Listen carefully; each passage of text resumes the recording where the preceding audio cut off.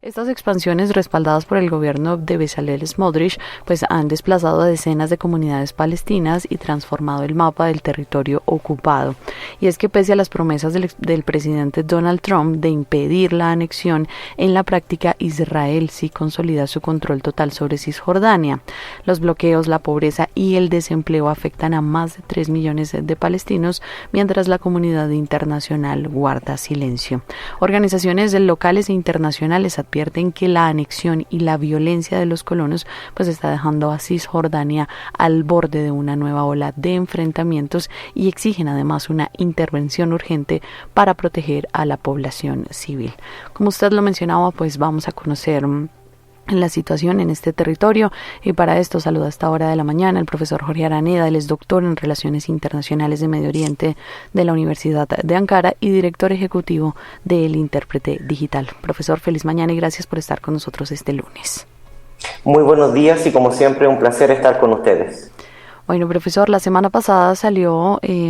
una resolución por parte del Parlamento de Israel en el que hablaban de la anexión a Cisjordania. Después Estados Unidos dice que no lo va a permitir. Entonces quisiera que habláramos un poco del contexto y de qué puede pasar en este territorio. Sí, es importante señalar varias cosas. En primer lugar, nosotros tenemos que comprender de que estamos frente a una agenda que se inicia o se consolida en el 2022 con la llegada de este nuevo gobierno, con la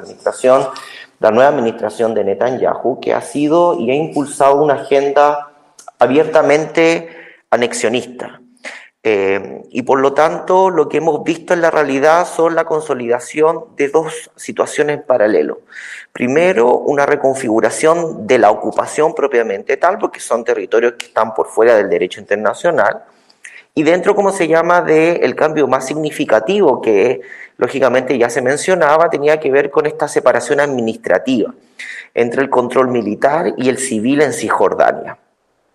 Bezalel Smotrich asumió el control ahora de todos los asuntos civiles: vivienda, planificación, infraestructura, el derecho a la tierra, y por lo tanto, tanto para los colonos israelitas como para los palestinos, trasladando lógicamente todas estas competencias hacia el ejército y lógicamente derogando lógicamente algunos espacios de agencias civiles israelitas. Por lo tanto, lo que se hace es que se separa, lógicamente, una anexión de facto que de jure. O sea, por una parte, aunque no tenemos una anexión en términos legales, en términos reales, lo que tenemos es una administración militar que ahora está cayendo, lógicamente, bajo el control militar,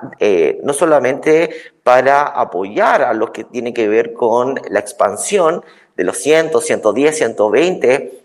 puestos colonos que lógicamente están en Cisjordania, sino también con quien interviene cuando se producen lógicamente estos ataques de los colonos. Por otra parte, tenemos la creación de un sistema, entre comillas, paralelo. Con este nuevo gobierno se estableció una administración de asentamiento dentro del Ministerio de Defensa. Y esto elimina, lógicamente, la antigua apariencia de una ocupación, y ahora lo que tenemos es una soberanía administrativa israelita sobre el territorio. Y esto lo vemos en términos, como ya se mencionó, lo que tiene que ver con la expansión de los asentamientos, la legalización de los puestos avanzados que son ilegales, la expropiación de tierra. El año pasado, 2024-2025, se han declarado como tierras estatales una superficie nunca antes visto desde los acuerdos de Oslo, y lógicamente eso ha facilitado la construcción de nuevas colonias, de nuevos asentamientos por fuera del derecho internacional, a la vez que aumenta o tenemos un récord de demoliciones de estructuras palestinas. Ya llevamos más de 1.200 estructuras, edificios, casas o ampliaciones que han sido destruidas en el último año y medio, mientras que lógicamente la Corte Suprema y las Cortes lógicamente civiles y militares han detenido cualquier tipo de proceso legal en contra de las construcciones legales de colonos en en Cisjordania. Por lo tanto, más allá de las opiniones del Tribunal Internacional de Justicia, en donde emitió una opinión consultiva y declara que la presencia de Israel en Cisjordania es una ocupación ilegal, que son anexiones ilegales por fuera del derecho internacional, más allá de que los países árabes, tanto Arabia Saudita, que lógicamente ha declarado que las declaraciones del ministro Bezalel, en donde lo plantean como una línea roja no a cruzar, y el ministro Bezalel le responde de que si la línea roja para Arabia Saudita en torno a la normalización es la no anexión de Cisjordania, bueno, ellos no van por el camino de la anexión, y más allá que Trump plantee o no que está de acuerdo o que no va a apoyar las políticas de anexión, de facto, la administración real de Cisjordania, desde los acuerdos de Oslo en adelante, pero en los últimos años se ha consolidado, cae bajo la administración militar de Israel. Profesor, en varias oportunidades hemos conversado acerca de que el territorio palestino en sí ya es muy pequeño. ¿Cómo quedaría entonces el territorio? ¿Cómo podemos tratar de imaginarnos el territorio pensando un poco en esta soberanía que está teniendo Israel sobre esta parte de Cisjordania? Lo que hay que comprender es que como el Estado de Israel plantea que los territorios palestinos, la idea es imposibilitar tanto de derecho como de facto la imposibilidad de la creación de un Estado palestino, se ha llevado a cabo un plan de crear batustanes, de crear pedazos de territorio sin conexión interna entre ellos, y es eso lo que hoy día cualquier persona que estuviese escuchando el programa podría revisar un mapa de Cisjordania. Lo que vemos en Cisjordania es una mezcla particularmente de carreteras, de líneas que conectan de norte a sur y de este a oeste, que particularmente no pueden ser accedidas por los palestinos de Cisjordania. Por eso que lógicamente decenas de agrupaciones y de organismos internacionales han declarado que es un estado de apartheid, porque dentro de Cisjordania todas las vías de comunicación y el acceso, lógicamente, entre las ciudades, entre Betlahem, Bet-Sahur, Ramallah, Nablus, que son ciudades palestinas con una enorme población, Belén y Betlahem y Bet-Sahur, con una enorme población incluso palestina cristiana, lógicamente no pueden acceder, no pueden movilizarse ni a las tierras cultivables de forma lógicamente expedita, ni menos entre la población, entre estos núcleos poblacionales, porque entre ellos lo que se ha creado son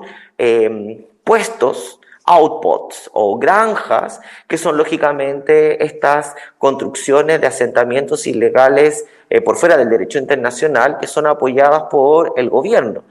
Hay que comprender de que el Estado de Israel crea incentivos masivos en donde fomenta activamente que los ciudadanos se muden a los asentamientos a través de tres formas. Primero, creando algo que dentro del Estado de Israel se llama las áreas prioritarias nacionales,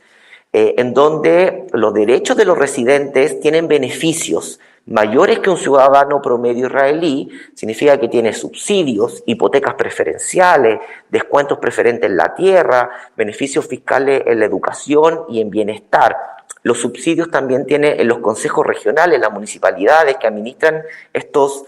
colonias, lógicamente tienen una enorme cantidad de beneficios estatales por fuera de lo que recibiría otro ciudadano israelí, y por otra parte lo que tiene que ver con el apoyo a la agricultura. El Ministerio de Agricultura y otras agencias financian estos espacios lógicamente de producción, que muchos de ellos en realidad son espacios de producción agrícola que fueron anteriormente cultivados o explotados por los palestinos y que ahora, gracias a los muros que lógicamente desconectan las áreas de producción agrícola de las ciudades palestinas, ahora pasan a ser herramientas lógicamente de producción de estos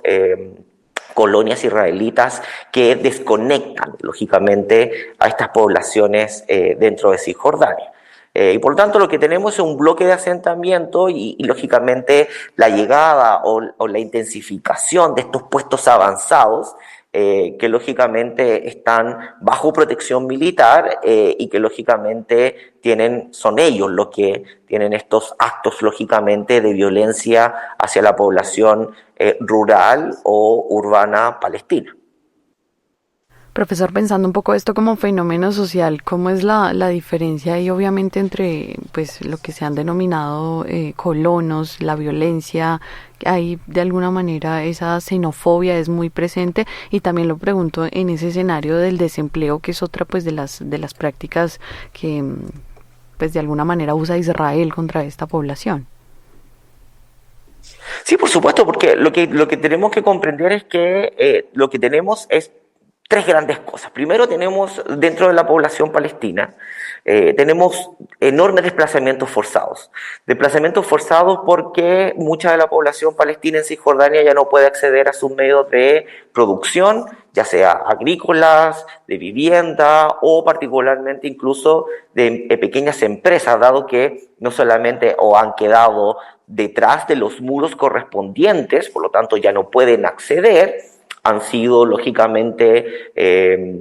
bloqueadas por los diferentes checkpoints o puestos de control militares que saben de que en ciertas épocas o en ciertas horas los palestinos se tienen que movilizar para llegar a sus puestos de trabajo, pero también por otro lado lo que tiene que ver con el ataque y la destrucción masiva, ya sea con los ataques que cortan o lamentablemente queman los olivos,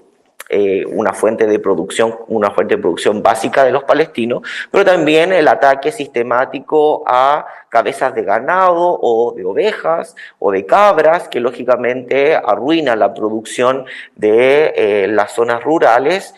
como también la quema o el ataque de pequeñas fábricas. Por lo tanto, lo que tenemos es que comprender es que tenemos desplazamientos forzados, tenemos una enorme fragmentación del territorio y también, y sobre todo, y esto es quizás como se llama lo más lamentable, pero también lo más complicado en términos internacionales, que es la pérdida de la posibilidad de un Estado viable palestino. Israel está haciendo imposible la solución de los dos estados porque no habría cómo diferenciar en términos de hecho, más allá de derecho, la diferencia entre territorio palestino y territorio, como se llama, israelí, si es que Israel se infiltra en territorio cisjordano, a la vez que no lo hace de forma ordenada, sino lo hace entre los territorios, como se llama, o los núcleos poblacionales palestinos. Por lo tanto, lo que tenemos es un puzzle, y en ese puzzle no solamente se pierde soberanía territorial, sino también se pierde soberanía en términos administrativos y sobre todo financieros. Y por otro lado, sobre lo que tiene que ver con la violencia, se confunde en términos de repente de los medios de comunicación, en términos de que pareciera que fuese una violencia particularmente no organizada.